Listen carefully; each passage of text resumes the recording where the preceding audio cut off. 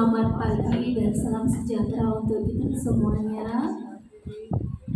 Puji syukur marilah kita panjatkan kehadirat Allah Subhanahu wa taala, Tuhan yang Maha Esa, di mana pada hari ini kita masih diberikan kesehatan, kesempatan sehingga kita bisa berkumpul bersama dalam rangkaian acara yang saya buat, yaitu membagikan pemahaman dan pengalaman saya dalam modul 1.4 mengenai budaya positif. Yang seakidah, mari kita bersalawat kepada junjungan kita Nabi besar Nabi Muhammad SAW dengan lafaz Allahumma sholli ala Muhammad wa ala ali Muhammad. Semoga syafaatnya kita terima di yaumil akhir. Yang saya hormati Bapak ataupun yang mewakili kepala sekolah, yaitu Bapak bagian Humas PKS PKS bagian Humas SMA Negeri 1 Rantau Utara, kemudian Bapak Ibu yang berkenan hadir dalam rangkaian acara yang saya buat ini.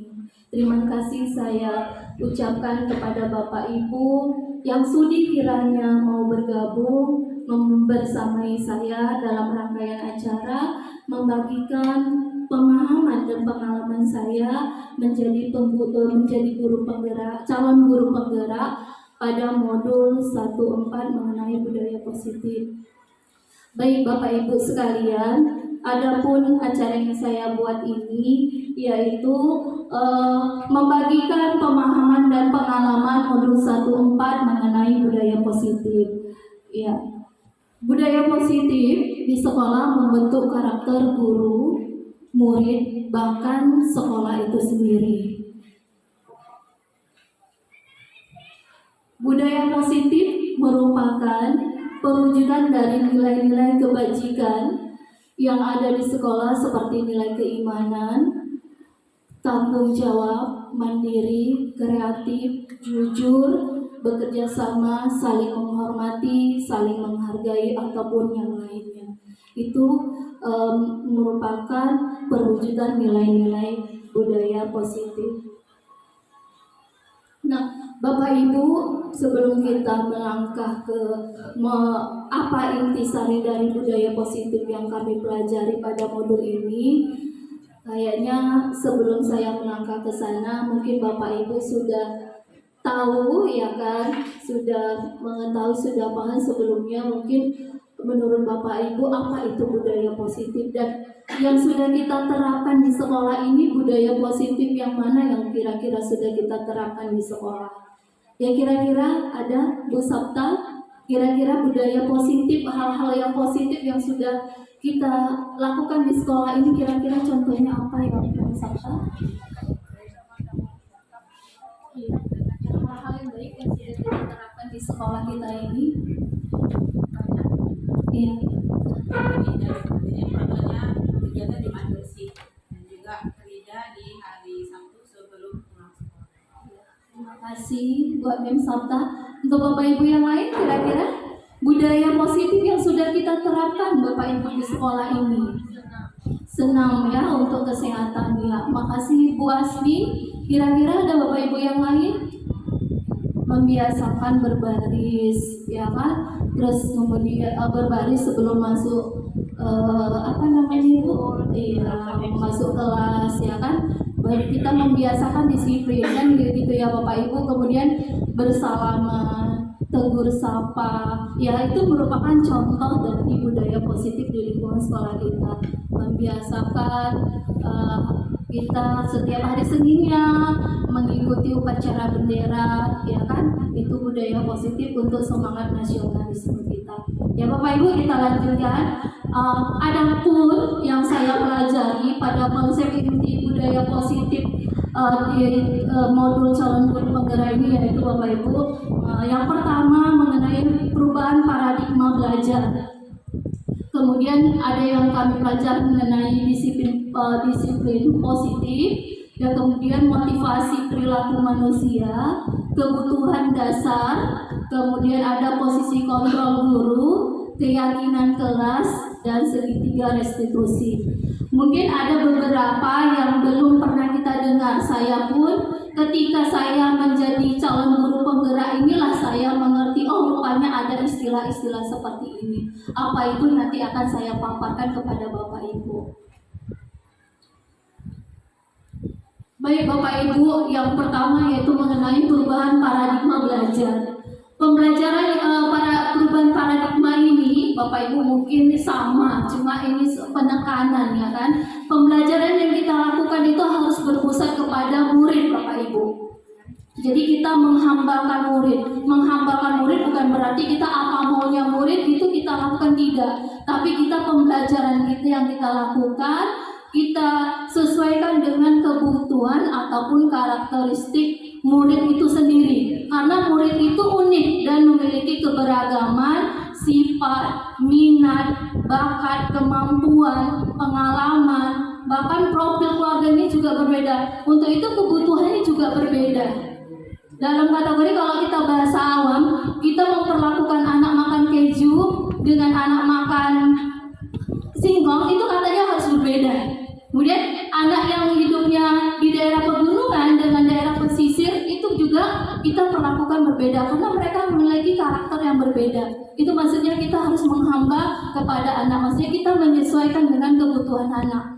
Jadi begitu. Nah, jadi pembelajaran yang berpusat pada murid dapat mendorong peserta didik terlibat secara aktif dalam membangun pengetahuan, sikap, dan perilaku. Sebagai pusat pembelajaran, kebutuhan anak harus terpenuhi. Anak harus merasa aman, nyaman, dicintai, dihargai, dipahami, senang, dan bahagia dalam pembelajaran yang bermakna, agar dapat mendorong munculnya motivasi dan kesadaran anak untuk belajar.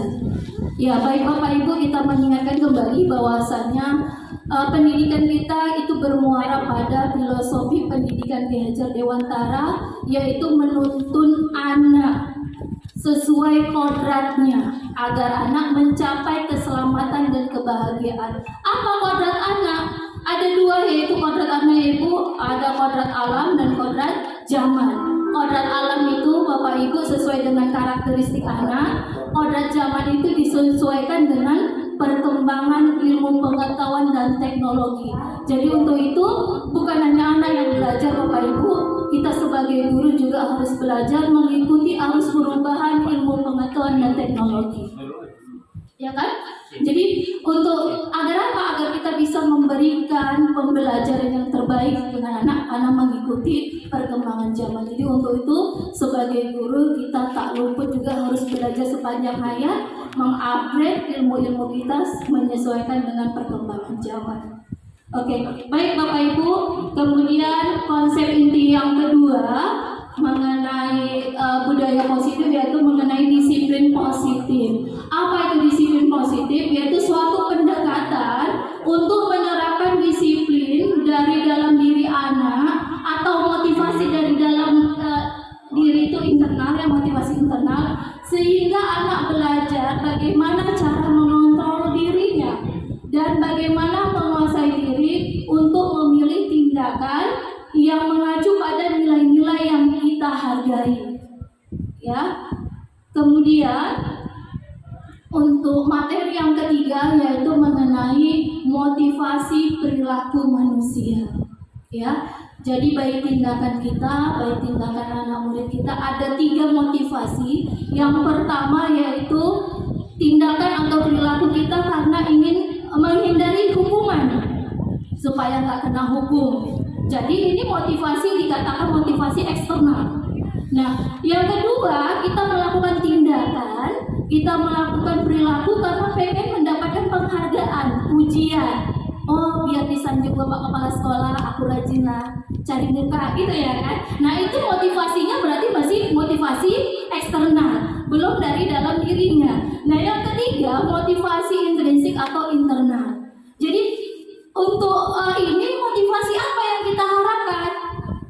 Jadi untuk perilaku anak didik Bapak Ibu, kita mengharapkan motivasi yang ada itu bukan karena menghindari hukuman, bukan untuk mendapatkan penghargaan, tapi motivasi yang kita harapkan dari perilaku peserta didik kita adalah perilaku yang dari dalam dirinya sendiri, yaitu kesadaran diri dia sendiri, yaitu motivasi intrinsik atau internal, di mana motivasi itu dia tahu untuk apa dia melakukan itu, untuk menjadi orang seperti apa mereka, dan menghargai diri sendiri dengan nilai-nilai yang mereka percaya. Jadi yang mereka lakukan bukan takut dihukum, tidak mengerjakan tugas takut dihukum Bu Epa, ya kan, berlari berjalan jongkok, enggak ya Bu. Jadi bagaimana kita menyadarkan anak murid kita biar memiliki motivasi intrinsik. Jadi itu tugas itu penting untuk apa? Untuk dirinya sendiri. Jadi motivasi itu sendiri itu apa? Menambah pengetahuan. Jadi bukan karena takut untuk dihukum Bu Epa, bukan seperti itu. Oh, tugas matematika, oh payah nanti Bu ini, kan gitu kan? Iya. Iya, kan. Jadi begitu ya Bapak Ibu. Jadi kita berharap motivasi anak didik yang dilakukan anak didik kita adalah motivasi yang berasal dari dalam dirinya, memiliki kesadaran mau seperti apa dia. Jadi seperti itu. Baik Bapak Ibu, yang selanjutnya yaitu mengenai 5 posisi kontrol guru. Bapak Ibu, untuk materi budaya positif selanjutnya, ini saya dapat ya kan dari pembelajaran kami di guru penggerak ini, yaitu Bapak Ibu ada 5 posisi kontrol seorang guru. Nanti coba kita sadari kita di posisi yang mana. Ya, yang pertama ada posisi penghukum, yang kedua ada posisi pembuat rasa bersalah, dan yang ketiga ada posisi sebagai teman, dan yang keempat ada posisi sebagai pemantau, dan yang terakhir yang kelima ada posisi sebagai manajer. Nah, apa ini Bapak Ibu ya kan? Posisi sebagai penghukum berarti guru itu membuat hukuman kepada anak, kan gitu kan? Sebagai pembuat rasa bersalah berarti anak guru itu menyalahkan si anak, dan ya sebagai teman ya dia merasa teman gitu ya. Bagaimana nanti yang mana yang bagusnya nanti kita tinjau bersama. Kemudian ada posisi pemantau, memantau aja dia ya kan. Dan yang keempat manajer. Kalau dari kata manajer berarti kalau dari bahasa ekonomi manage itu berarti mengatur dan mengawasi gitu ya. Nah Bapak Ibu, dari kata-kata ini coba diperhatikan bersama. Yang kata yang pertama yaitu guru itu bilang seperti ini, patuhi aturan saya, atau awas ya kalau enggak. Nah, kalau dari kata-kata ini kata-kata gurunya ini kira-kira posisinya dari yang kelima ini posisi yang mana? Hukum. Penghukum ya? Iya. Patuhi ya, kalau enggak awas. Iya, mengancam ya kan? Itulah dia, penghukum. Ya kan? Kenapa kamu terlambat? Lari 15 kali keliling lapangan. Nah, itu penghukum gitu kan, Bapak Ibu. Nah, kemudian untuk posisi yang kedua, gimana coba kalau orang tua kamu tahu kamu berbuat begini? Ini posisi yang kontrol yang mana Bapak Ibu? Membuat rasa bersalah. Iya, benar sekali. Jadi guru itu membuat anak merasa bersalah juga nggak boleh. Yang dari yang saya pelajari ya kan. Kenapa sih nak kamu seperti ini? Apa ibu kamu nggak kasihan sama ibu? Nah, rupanya itu pun nggak boleh Bapak Ibu setelah kami mempelajari ini. Ya kan? Anak menjadi tertekan katanya seperti itu. Ya. Dan yang ketiga, ada kata seperti ini Bapak Ibu. Ya sudah, hari ini tidak apa-apa, nanti ibu bantu bereskan. Ini kira-kira kata-kata posisi kontrol yang mana ini Bapak Ibu? Teman. Teman ya? Teman ya? Iya, teman. Kemudian kalau yang keempat, apa yang telah kamu lakukan gitu.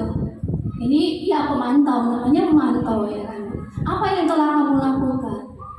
Ya kan, dia hanya memantau, observasi, masih tahu aja.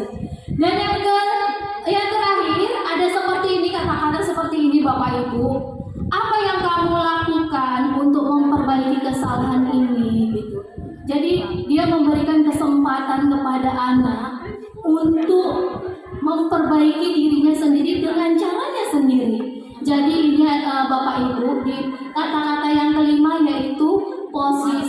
kontrol sebagai manajer. Iya, betul sekali Ibu Ria, terima kasih. Nah, Bapak Ibu, ini dia, ya kan, yang tadi kita sudah bahas bersama. Nah, dari 5 posisi kontrol dari kata-kata yang kita identifikasi tadi, nah inilah dia. Untuk yang pertama penghukum, yang kedua pembuat rasa bersalah, yang ketiga teman, yang keempat pemantau, dan kelima manajer. Bapak Ibu, dari setelah saya mempelajari modul 1.4 ini mengenai budaya positif, mendapatkan pemaparan, pengalaman, pengetahuan dari Bapak dan Ibu fasilitator dan instruktur di di guru penggerak ini, Bapak Ibu, ternyata Bapak Ibu, posisi yang paling ideal, posisi yang paling diharapkan kita sebagai guru yaitu posisi sebagai manajer. Ya Bapak Ibu, jadi berarti kita kalau posisi sebagai manajer berarti kita tidak boleh sebagai penghukum, kan begitu ya? Tidak boleh menganggap sebagai teman, tidak. Sebetulnya itu penyesuaian kondisi saja. Bagaimana kita menyesuaikan dengan anak. Tapi yang diharapkan dan yang paling ideal itu adalah posisi sebagai manajer, di mana guru berbuat sesuatu bersama dengan murid, mempersilahkan murid mempertanggungjawabkan perilakunya, mendukung murid agar dapat menemukan sendiri solusi atas permasalahannya. Ya, jadi itu dia posisi manajer. Jadi Bapak Ibu, yang paling diharapkan dan paling ideal adalah posisi kontrol guru sebagai manajer.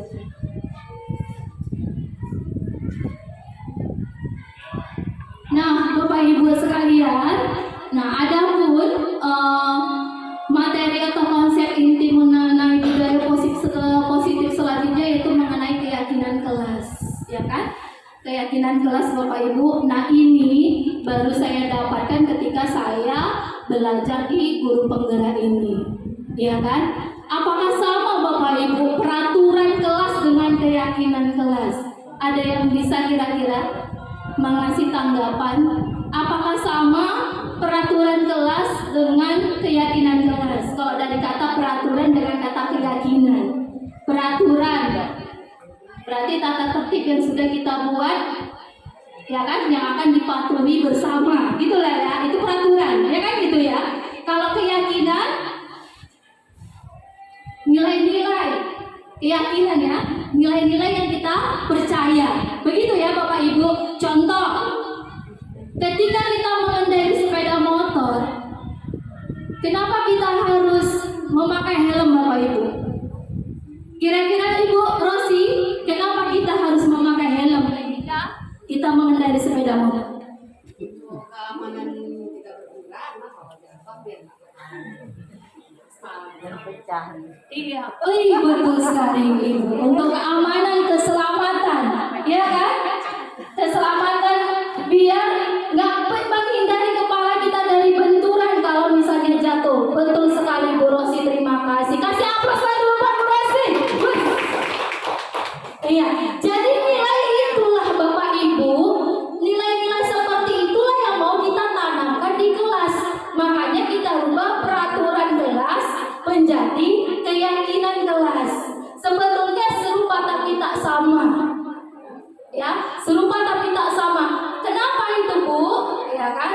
Ya, kalau keyakinan kelas itu Bapak Ibu kesannya dia lebih menggunakan kata-kata positif. Ya, dan mengandung nilai-nilai kebajikan seperti kayak tadi tidak menggunakan helm. Untuk apa? Keselamatan. Nilai kebajikannya itu nilai keselamatan itu tadi. Nah, coba Bapak Ibu perhatikan contoh dari keyakinan kelas, yaitu ini Bapak Ibu. Iya, coba bisa dilihat bersama. Kalau contoh peraturan kelas yang kita buat, yaitu misalnya dilarang terlambat masuk kelas. Konotasinya kan mesti negatif, pakai kata-kata yang konotasinya negatif, karena pakai dilarang gitu kan. Kemudian tidak boleh berantem misalnya, tidak boleh berkelahi lah kalau bahasa Indonesia yang mereka itu berantem lah. Tidak boleh berkelahi, tidak boleh mencontek, jangan meletakkan barang sembarangan.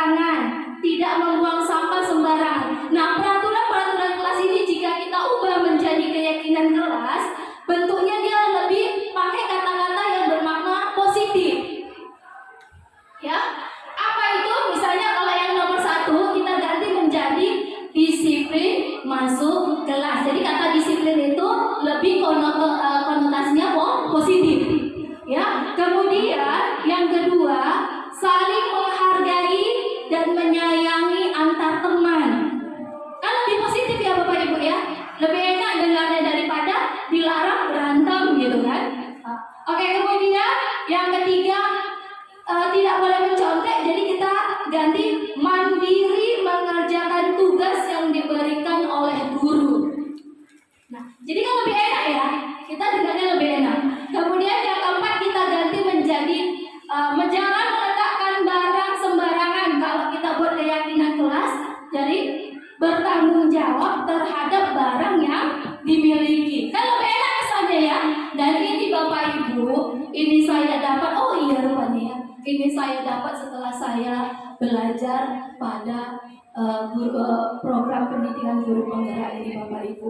Ternyata sebetulnya hampir sama peraturan dan keyakinan, tapi kita lebih ditekankan untuk membuat keyakinan kelas. Karena kalau peraturan kelas itu sifatnya dia kayak menghukum.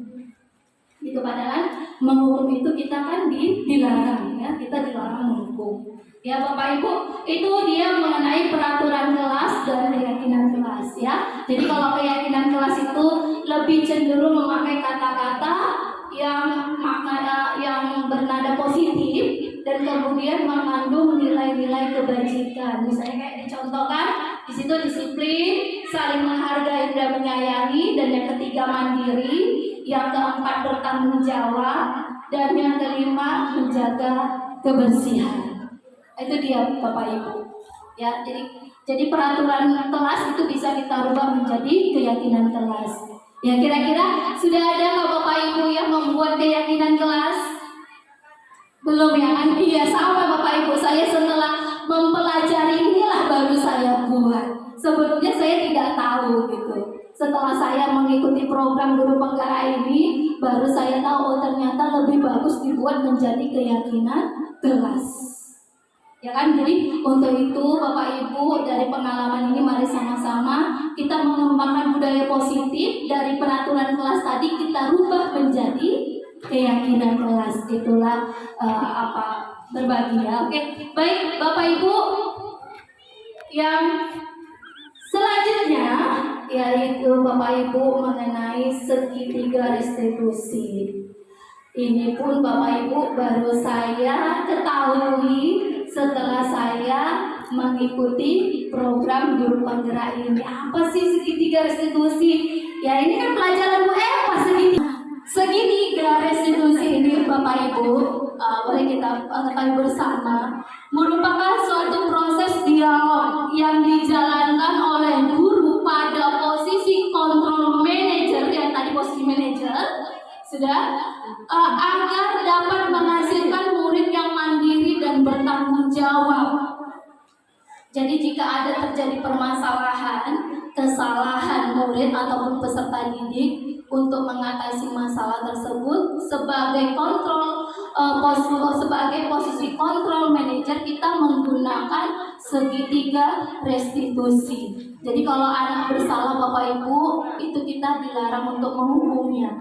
Tapi kita gunakan apa? Segitiga restitusi untuk mengatasi permasalahan tersebut. Ya kan? Nah, bagaimana prosesnya Bapak Ibu?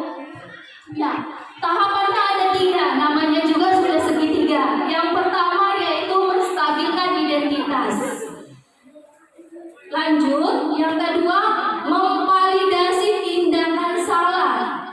Dan yang ketiga menanyakan keyakinan. Ya, jadi sebetulnya banyak ya Bapak Ibu pengalaman saya setelah mempelajari bergabung di calon guru penggerak ini. Tadinya saya nggak bisa gitu ya kan, mau tidak mau saya harus belajar membuat tampilan-tampilan kayak di depan, mengikuti materinya. Jadi kita memang belajar mengupgrade ilmu. Jadi bukan mau untuk jadi ini, mau jadi ini, enggak. Jadi motivasi saya mengikuti program guru penggerak ini yaitu untuk mengupgrade ilmu, untuk menambah pengetahuan dan pengalaman saja. Ya baik Bapak Ibu sekalian. Jadi, dalam menstabilkan identitas, ini dia apa rupanya di dalamnya itu berdasarkan prinsip Jadi kesalahan anak itu pun proses pembelajaran bagi anak. Kemudian berperan menggeser identitas murid dari identitas gagal ke identitas sukses. Kemudian Bapak Ibu ada validasi tindakan salah. Apa aja di situ? Berdasarkan prinsip setiap perilaku berupaya memenuhi suatu kebutuhan tertentu. Yang kedua, guru akan bergeser dari pemikiran stimulus respon menjadi proaktif. Dan yang ketiga, mengenali dan mengakui kebutuhan murid itu dapat memperbaiki hubungan dengan murid. Kemudian menanyakan keyakinan, itu merupakan teori kontrol menyatakan bahwa pada dasarnya kita termotivasi secara intrinsik. Dan yang ketiga, mengaitkan keyakinan murid dengan tindakannya yang salah. Oke, Bapak Ibu, ya. Posisi kontrol yang saya lakukan selama ini, ya kan, sebelum saya menjadi mengikuti program guru penggerak, yaitu sebagai penghukum dan pembuat rasa bersalah, ya kan, itu kita pasti samanya itu kan. Nah, kemudian setelah mempelajari modul ini, khususnya di program guru penggerak ini, yaitu perubahan yang terjadi setelah saya mempelajari modul ini, yaitu berada pada posisi kontrol manager dengan menerapkan segitiga restitusi pada saat menangani masalah atau kesalahan yang dilakukan oleh murid. Oke, Bapak Ibu, iya, boleh Bapak Ibu lihat contoh yang saya lakukan di kelas, ya kan? Ini dia dalam menerapkan segitiga restitusi. Ya, dalam waktu ini saya mengumpulkan tugas di kelas 12 IPS 1. Ada anak, biasa ya Bu, ya kalau anak itu kadang ada yang tidak mengerjakan tugas. Iya. Jadi ada anak yang tidak mengerjakan tugas, ini salahnya loudspeakernya tidak hidup, ya kan? Jadi nggak dengar suaranya. Nah, jadi anak yang bernama Ali tidak mengerjakan tugasnya. Nah, di situ Bapak Ibu sekalian, kita tidak boleh menegur anak di depan anak-anak yang lainnya, ya kan? Cuma kita panggil, kita pastikan anaknya, kan gitu kan? Nah, kemudian Bapak Ibu, bagaimana tindakan kita selanjutnya? Jadi kita tidak boleh menghukum anak Bapak Ibu di depan anak yang lain. Jadi seperti itu yang saya dapat ya Bapak Ibu. Saya hanya membagikan pengalaman dan pemahaman saya. Jadi, nah, untuk selanjutnya saya panggil anak tersebut. Ini saya panggil di kantor, ya kan? Kantornya Bu Rani, ya kan? Iya. Saya panggil, saya tanyain, ya kan? Ya pertama biasa saya tanyain kabar, ya kan? Kemudian saya pastikan dulu, gitu kan? Benar nggak dia tadi nggak mengumpulkan tugasnya? Kenapa tidak mengumpulkan tugasnya? Ya kan? Apa masalahnya? Gitu kan, Bapak Ibu? Nah, ternyata validasi tindakan salahnya itu dia karena lupa, Bu, nggak ingat. Biasa anak itu kan cuek lagi kadang bilangnya, kenapa kamu nggak kerjakan tugas nak? Lupa Bu. Gitu kan Bapak Ibu? Iya, lupa Bu. Gitu kan. Sebenarnya kita kerja ya ketinggalan, gitu kan? Jadi Bapak Ibu, dari permasalahan yang ditimbulkannya itu, jadi kalau posisi kita sebagai manajer Bapak Ibu, ya, kita suruh anak itu untuk apa? Untuk menyelesaikan masalahnya sendiri kalau lupa. Jadi kita tanya di sini, kalau lupa Bapak Ibu, ya kan?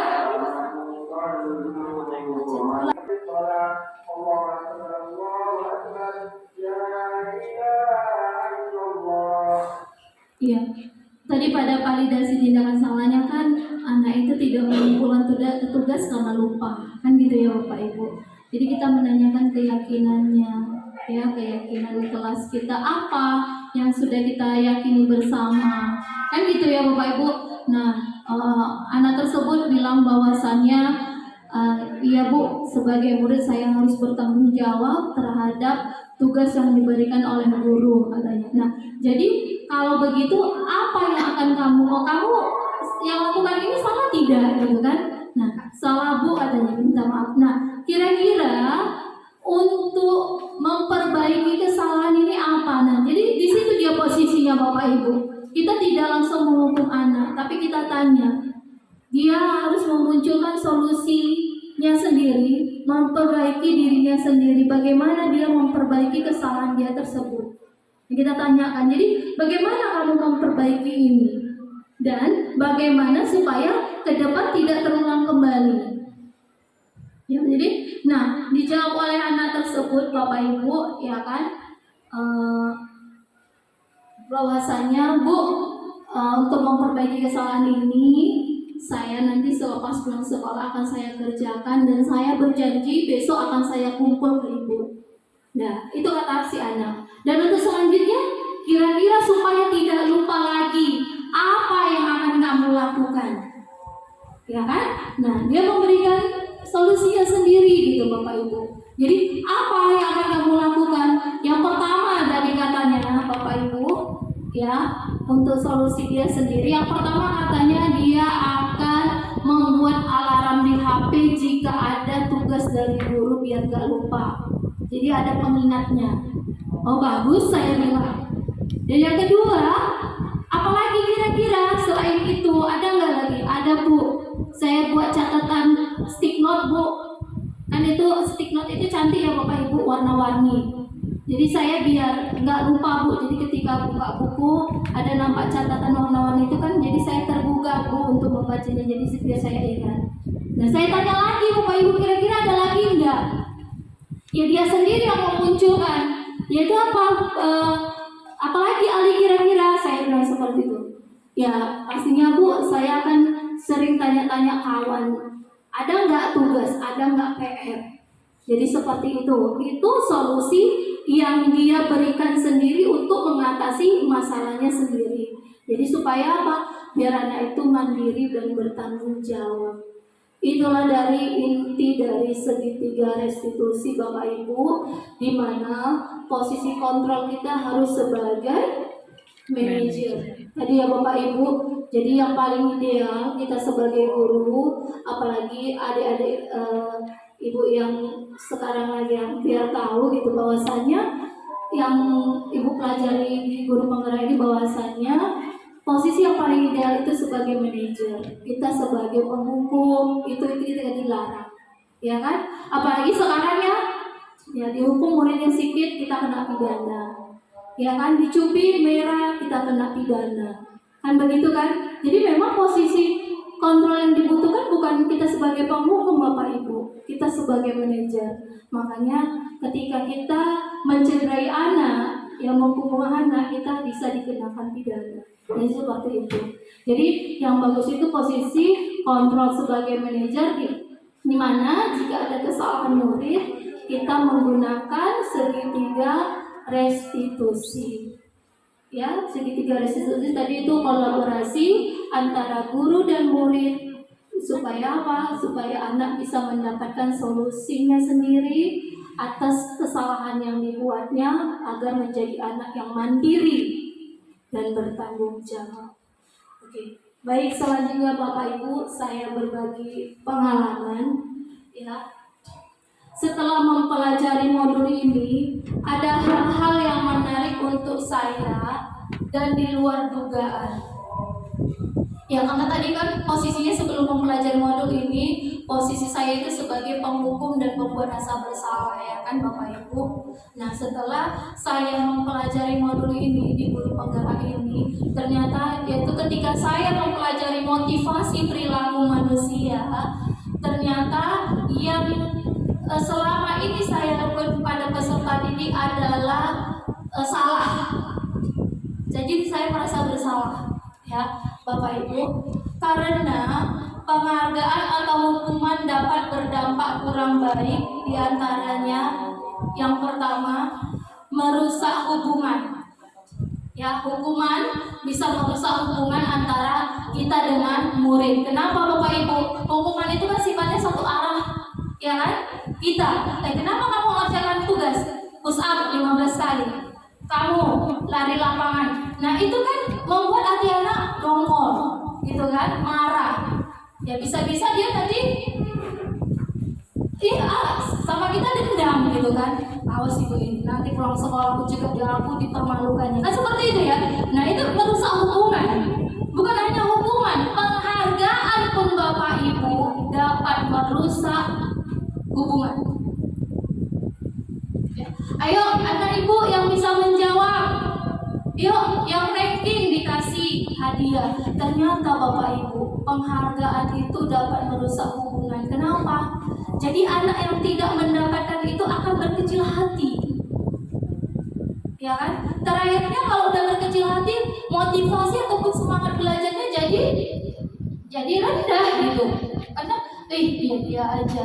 Dan bukan hanya itu Bapak Ibu, yang mendapatkan penghargaan itu pun jadi motivasinya hanya untuk mendapatkan penghargaan, tidak dari dalam dirinya sendiri, tidak dari motivasi intrinsiknya sendiri. Aku karena mau mendapatkan pulpen dari ibu itu, aku bagus-bagus lah, aku jawab lah segala macam bla bla bla. Padahal kita kan berharap perilaku atau tindakan siswa kita bukan karena itu, tapi harus dari dalam dirinya sendiri. Jadi itu ya Bapak Ibu, baik penghargaan maupun hukuman itu dapat merusak hubungan, kemudian mematikan kreativitas, kemudian pengaruhnya hanya jangka pendek. Ya, jadi kayak hukuman pada saat itu gitu. Bahkan karena keseringan kita menghukum, jadi anak-anak pun udah biasa gitu kan. Dan pengaruhnya jangka pendek Bapak Ibu. Karena apa? Karena tidak dari kesadaran dari dalam dirinya sendiri.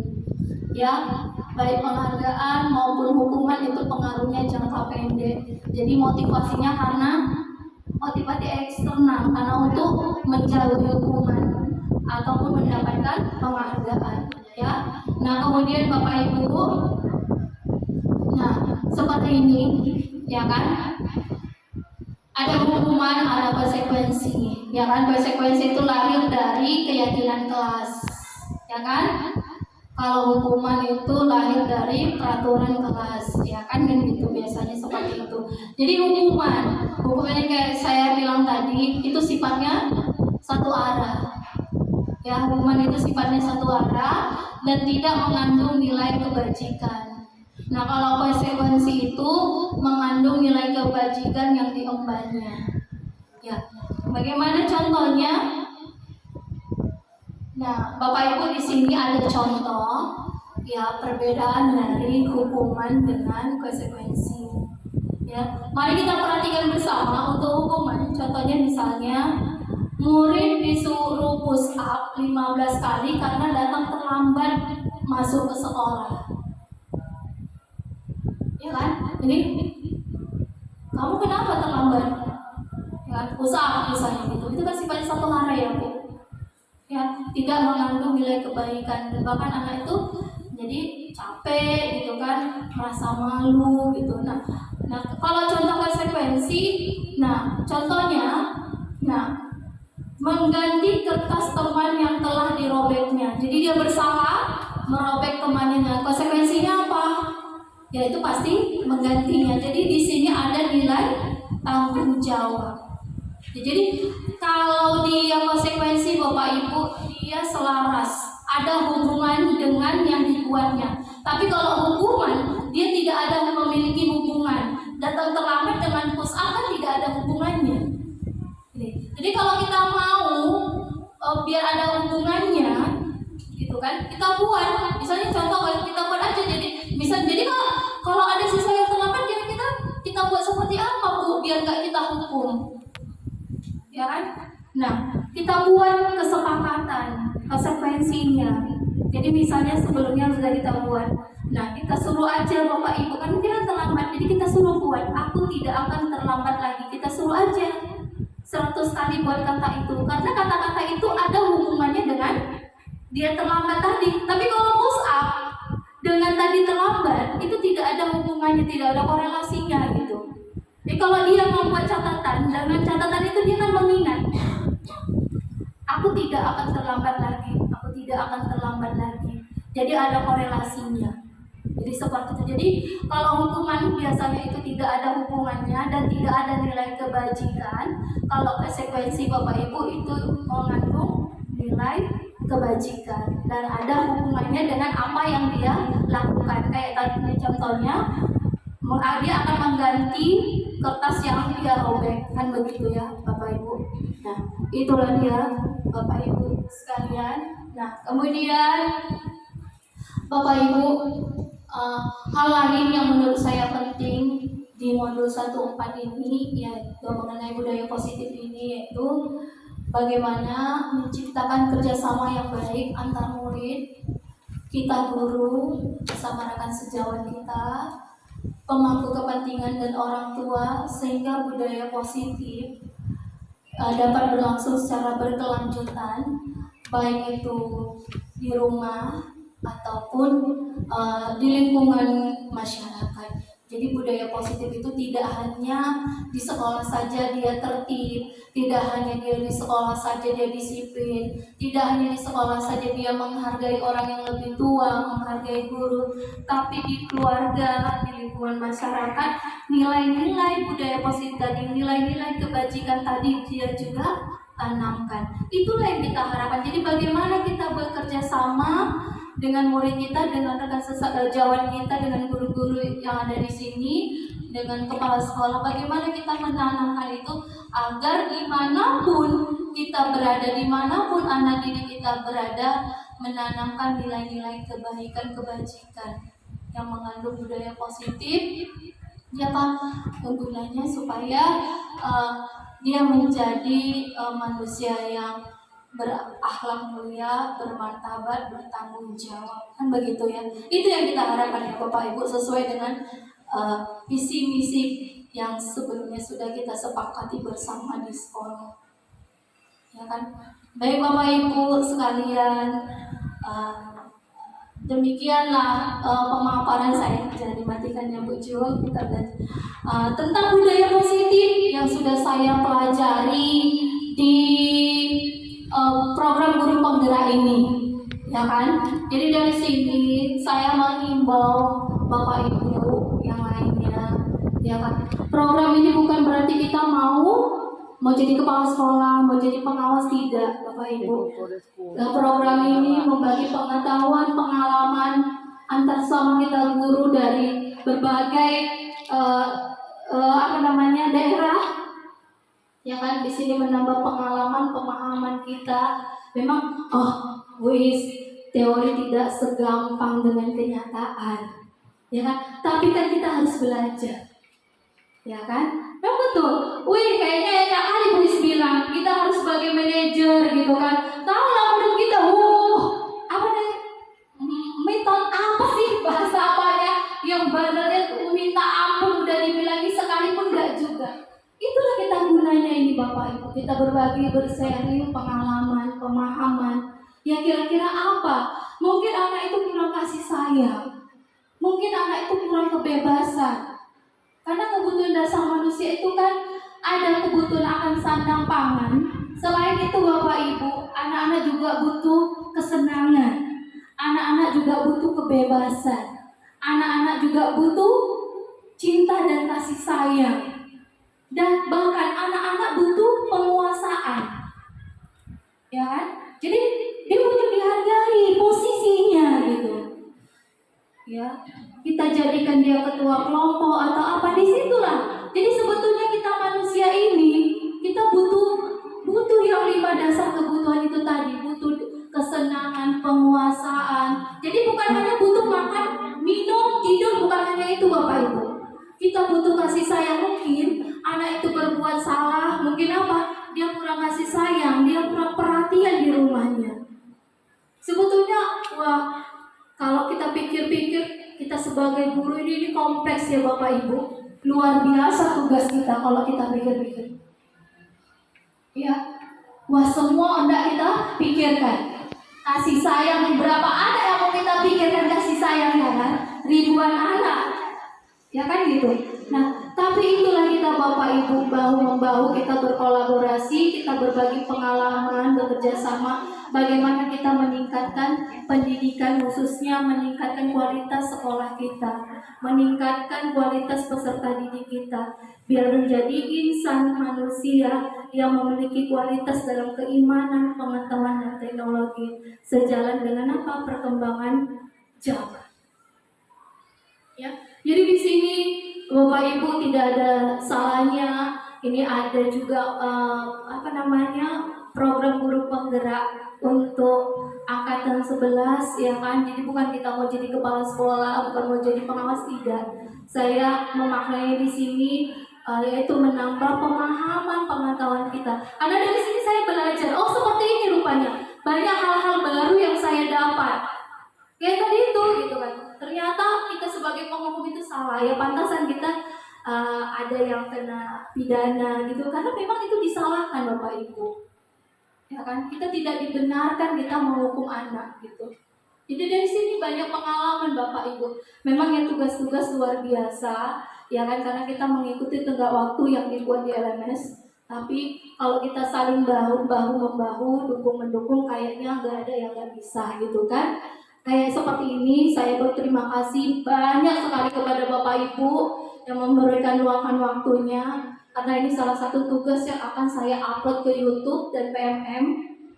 Saya sudah membagikan pengalaman dan pemahaman saya mengenai budaya positif yang sudah saya pelajari di modul 14 di program guru penggerak ini.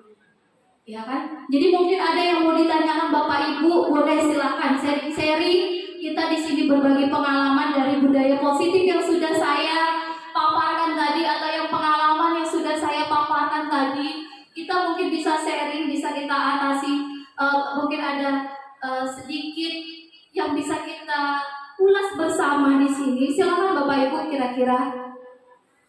Atau ada masukan, mungkin saya kurang begini, ada pendapatnya mungkin Bu Is ini kurang ini, kurang itu, segala macam, banyak kurangnya, silahkan diperbaiki. Mungkin ada Bapak Ibu?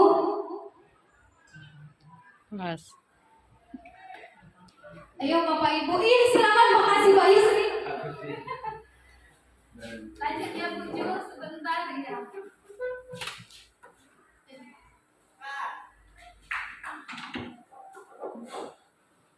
Assalamualaikum warahmatullahi wabarakatuh. Waalaikumsalam warahmatullahi wabarakatuh. Dan selamat siang kita semua. Telah kami mendengarkan masukan-masukan tadi dari calon guru penggerak ya kan, atau praktek mengajar ya. Ternyata menambah masukan bagi kami tentang budaya positif yang baik ya, dan pemberian peraturan dan keyakinan kelas ya. Dan ini memang menambah budaya positif, terutama dalam capaian visi dan misi.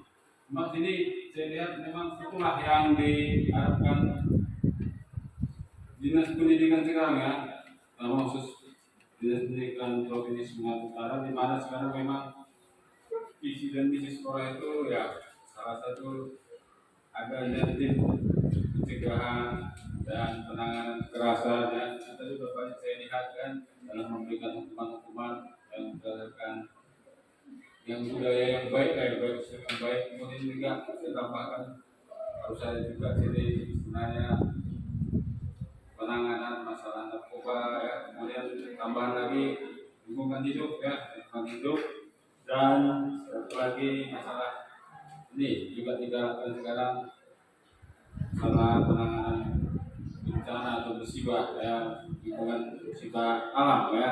Jadi saya lihat ini memang sangat bagus ya, jadi motivasi buat guru-guru seperti kata Ibu tadi, bagaimana kepala sekolah atau pengawas ya, memang jangan kita butuhkan ini ya sebagai menambah ilmu dan wawasan kita. Itu kan terima kasih dari Ibu ya. Hanya itu aja masukan kami. Kalau itu saya mohon maaf. Assalamualaikum warahmatullahi wabarakatuh. Waalaikumsalam warahmatullahi wabarakatuh.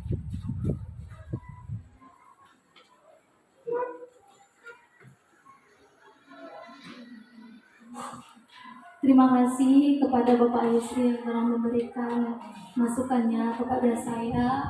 ya kan, untuk mengenai peduli lingkungan memang ada tindakan aksi nyata saya mengenai kebersihan. Ya, mungkin belum nampak karena memang masih lingkup kelas yang saya lakukan, ya Bapak Ibu, ya karena setidaknya ketika masuk ke kelas yang saya masuki, ya kan, yang saya memastikan kelas beserta lingkungan di sekitarnya harus sudah dalam keadaan bersih. Bagaimana saya menimbulkan kesadaran peserta didik saya, ya kelas yang akan saya masuki itu tanpa disuruh itu menjaga kebersihan. Jadi tanpa kita hukum, tanpa kita marahi, tanpa kita instruksikan, mereka sudah harus memiliki kesadaran untuk menjaga kebersihan kelasnya. Jadi itu yang mau akan saya sampaikan ke anak-anak untuk mengenai lingkungannya. Lingkungan ini kan berhubungan dengan kebersihan. Jadi ada memang Pak tindakan aksi nyata saya mengenai kebersihan, yaitu berhubungan dengan peduli lingkungan juga. Ya, untuk mungkin yang lain-lain itu ada nanti Bapak di modul-modul berikutnya gitu ya. Baik Bapak Ibu, mungkin ada masukan lagi untuk guru-guru yang senior, mungkin ada masukan mengenai segitiga restitusi yang mungkin ada masukan kurang atau yang lainnya kira-kira. Ayo Bapak Ibu. Ibu matematika yang berhubungan dengan segitiga restitusi. Pas kira Bapak Ibu? Oh pas, oke. Ada kira lagi Bapak Ibu masukannya? Iya. Tidak ada ya?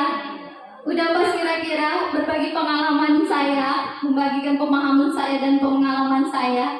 Ada kira-kira yang mau dikomentari? Kalau menurut saya ini kurang cocok Bu, karena begini. Silakan Bapak Ibu. Saya butuh memang masukan ini untuk guru senior. Satu lagi lah ya. Ya. Boleh Bu Nur Haida dah. Masukannya saja. Tambahan aja. Tambahan aja kira-kira udah pas atau belum. Enggak apa-apa Bu.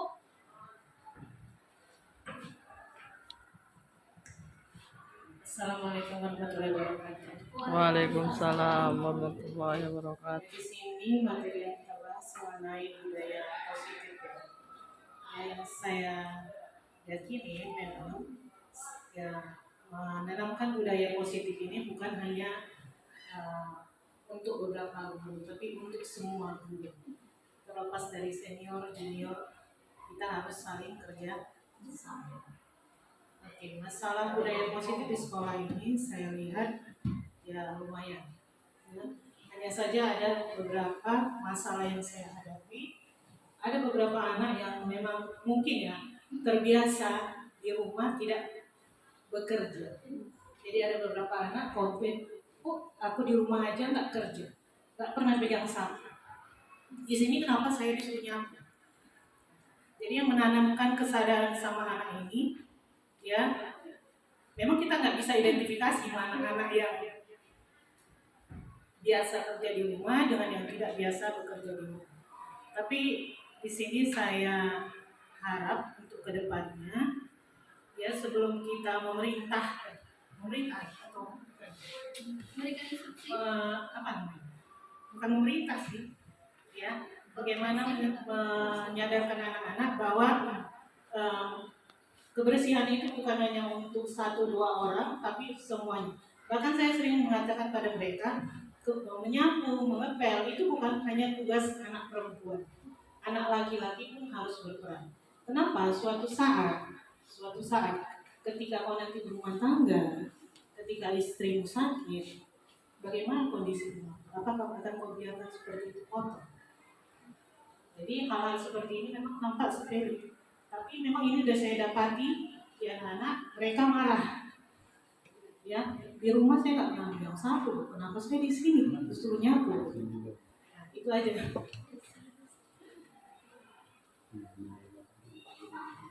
Terima kasih kepada Ibu Nur Haida, Memang Nur Haida yang sudah memberikan berbagi pengalamannya mengenai kebersihannya Bapak Ibu. Nah, memang begini ya Bapak Ibu, tadi sudah di akhir sudah saya memang kita di sini perlu kerjasama antara murid dengan guru, dengan orang tua dan bahkan dengan pemangku kepentingan agar apa budaya positif ini tidak hanya di sekolah, di rumah, bahkan di lingkungan masyarakat juga dilaksanakan ataupun diterapkan, kan begitu. Jadi sebetulnya di sini bukan hanya tugas kita sebagai guru, tapi orang tua juga di sini perlu juga menyadarkan anak kita. Jadi jangan sampai seperti kayak Bu Nuraida tadi, ada anaknya menyatakan bahasanya di rumah tidak pernah loh Bu disuruh nyapu, disuruh membersihkan rumah. Kan lucu ya Bapak Ibu, udah anak setingkat SMA, ya kan? Itu bahkan sangat berguna untuk kehidupannya gitu. Masa anak udah tingkat SMA tidak pernah nyapu, kayaknya lucu gitu kan gitu. Padahal ya kita kayaknya semua agama ya kan itu menyatakan bahwasannya kebersihan itu sangat penting. Bahkan kita yang muslim, an-nazafatu minal iman, kan gitu kan, kebersihan sebagian besar dari iman, sebagian dari iman gitu. Jadi kalau kita merasa beriman, kita berarti harus menjaga kebersihan, kan gitu. Jadi kalau udah tingkat SMA tidak bisa menyapu, tidak pernah membersihkan rumah, waduh mau jadi apa gitu. Ini maaf cakapnya, ini ke depan susah ini menjadi anak yang mandiri, kan begitu ya. Ya, seharusnya itu udah dari kecil, bahkan dari mulai TK sudah kita biasakan dia menjaga kebersihan, melaksanakan tugas dan tanggung jawab. Ya kan, itu apa untuk bekal. Terima kasih Ibu Nuraida besar masukannya untuk saya, untuk kita semua. Bahwasanya makanya perlu kita menanamkan budaya positif. Ternyata di rumah itu banyak anak kita yang tidak menanamkan budaya positif atau kurang. Ya, jadi untuk itu kita di sini Bapak Ibu mengajari anak kita untuk menanamkan budaya positif, terutama kayak Bu Nuraida tadi menanamkan kebersihan, karena bersih itu sehat, ya kan Ibu? Sehat gitu, bersih itu indah, sehat, lingkungan jadi nyaman. Baik Bapak Ibu, mungkin tadi terima kasih masukannya kepada dari Bapak Yusri dan Ibu Nuraida, sangat membantu sekali mengembangkan pemikiran-pemikiran saya ke depannya, apa yang akan kita lakukan untuk sekolah ini. Intinya butuhnya kerjasama kita, baik murid, guru, kepala sekolah, bahkan pemangku kepentingan untuk yang menerapkan, mengaplikasikan budaya positif ini, menciptakan lingkungan yang positif, lingkungan aman, bersih, nyaman, saling menghargai, saling menghormati, kan begitu ya? Sapa, salam, ramah tamah. Jadi kalau lingkungan kita positif, maka akan menimbulkan, akan merangsang ya perilaku positif yang lain, kan begitu ya Bapak Ibu. Jadi kita menimbulkan, memunculkan ya lingkungan yang positif, ya perilaku yang positif untuk memunculkan, menerapkan budaya positif di sekolah kita. Terima kasih Bapak Ibu atas masukannya, sangat berharga sekali. Terima kasih sudah berkenan mengikuti pemaparan saya mengenai pemahaman dan pengalaman saya mengenai budaya positif di program Guru Penggerak ini. Tidak bisa saya membalasnya. Mungkin kesediaan ini yang Bapak lakukan ini mungkin menjadi amal ibadah, ya kan, kita belajar bersama di sini. Mungkin Allah akan membahas lebih baik lagi. Bapak Ibu, terima kasih yang sebesar-besarnya saya ucapkan. Dan saya akhiri, wabillahi taufiq wal hidayah. Mudah-mudahan ini semua menjadi pembelajaran untuk kita semua, bukan hanya saya, ya kan, untuk kita semua. Ya Bapak Ibu, mari sama-sama mengupgrade ilmu, ya, menambah ilmu pemahaman kita, bukan hanya dari guru penggerak ini, tapi dari yang lain-lain. Silakan Bapak Ibu secara mandiri dan berkelanjutan menggali potensi kita sebagai guru, karena itu penting, karena zaman itu selalu terus berkembang. Ya, karena kalau kita sebagai guru tidak mampu kita mengupgrade, kita akan ketinggalan gitu, ya kan? Bahkan murid kita sekarang ini udah lebih pintar-pintar dari kita. Baik Bapak Ibu, terima kasih. Saya akhiri. Assalamualaikum warahmatullahi wabarakatuh dan selamat siang, salam sejahtera bagi kita semua. Terima kasih. Warahmatullahi wabarakatuh.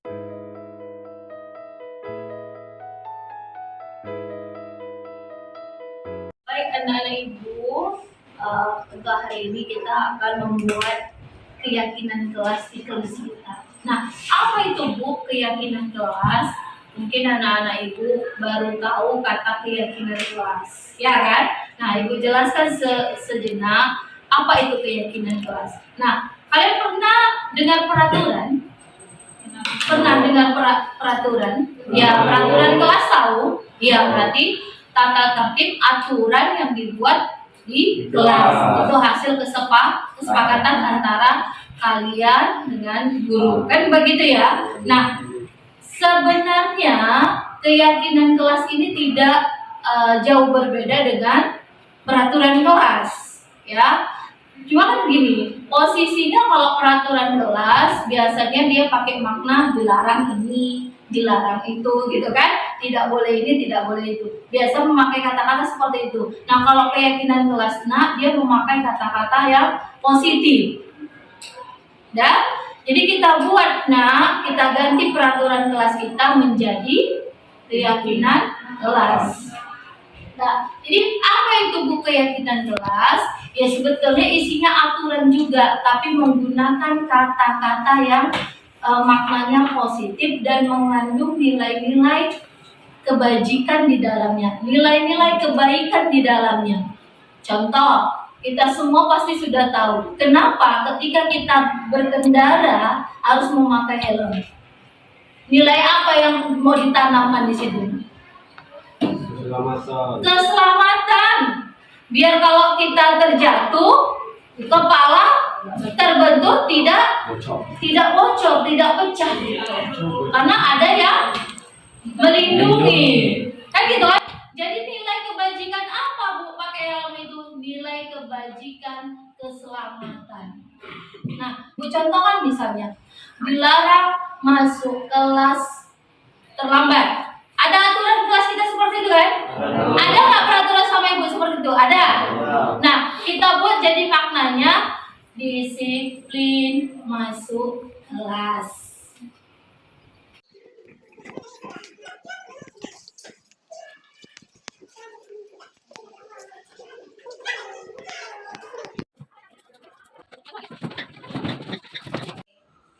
Mari sama-sama kita dengarkan dan kita masukkan di depan mengenai kesepakatan kelas yang akan kita sepakati bersama. Oke, silakan. Yang pertama, bacakan coba.